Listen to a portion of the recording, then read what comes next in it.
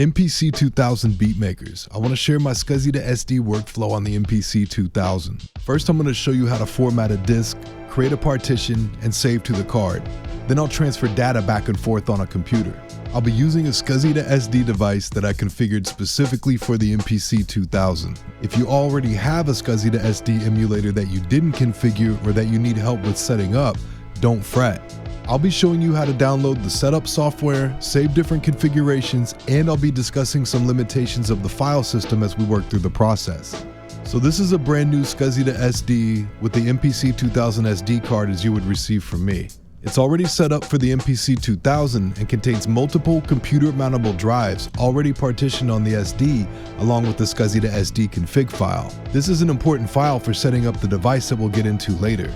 The SD card also includes all the sounds and sequences from the original vintage MPC sound libraries.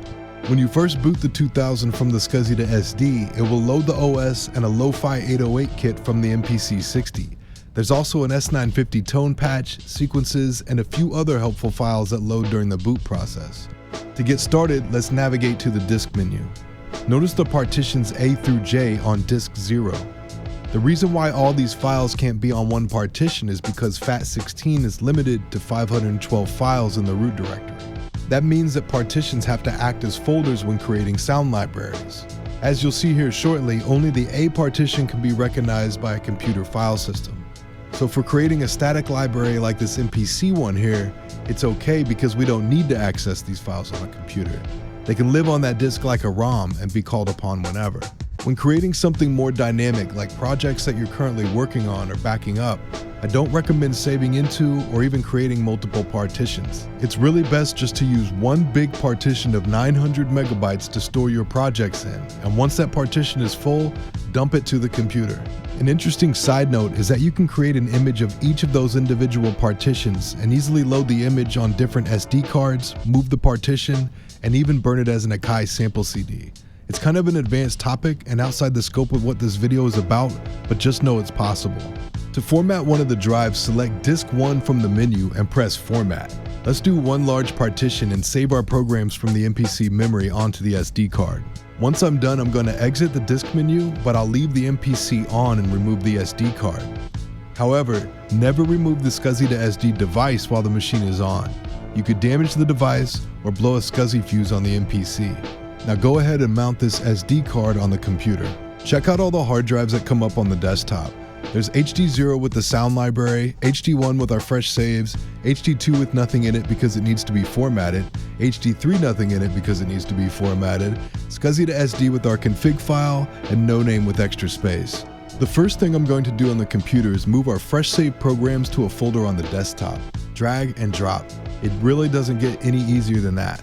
Now I'm going to grab these DR55 drum samples and load them onto HD1. Again, I'm going to drag and drop these files and then unmount the disk. Now let's load these DR55 sounds that we transferred from the computer and build a little kit. And there you have it, file transfer workflow to and from the computer with SCSI2SD on the MPC2000. Interestingly, you can also load these files on MPC Beat software and modern MPCs, taking the 2000 and everything we're doing as MPC2000 beatmakers to the current era. You may have noticed the hard drive titled SCSI2SD when I mounted this disk earlier. This is my setup file for the SCSI2SD device. These devices can be configured in a bunch of different ways, and each way sort of points to a different section of the SD card, so not all configurations are compatible with each other. That means if you already have a working setup, you may need to get all of your data off that configuration before loading this one, or save it to use for multiple setups. Here's how it's done. Download and install the version 5.2 setup software from docs.scsi2sd.com for either Mac or Windows. Turn off the MPC and remove the SCSI2SD. Using a data-capable USB cable, connect your SCSI2SD to your computer and save your current configuration. Now load the MPC2000 configuration file from the SCSI2SD folder and commit it to the device. And we're done.